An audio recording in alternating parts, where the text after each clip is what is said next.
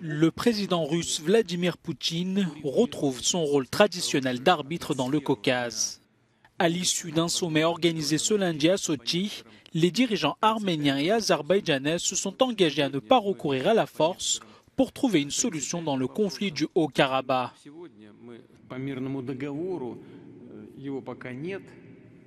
Le traité de paix n'est pas encore là. Et il est encore trop tôt pour parler ici de ces éléments fondamentaux, car il faut encore trouver un compromis qui pourrait satisfaire les deux parties. Cet accord devrait être conclu par les deux pays avec la médiation d'autres États, dont la Russie, si les deux parties contractantes le souhaitent.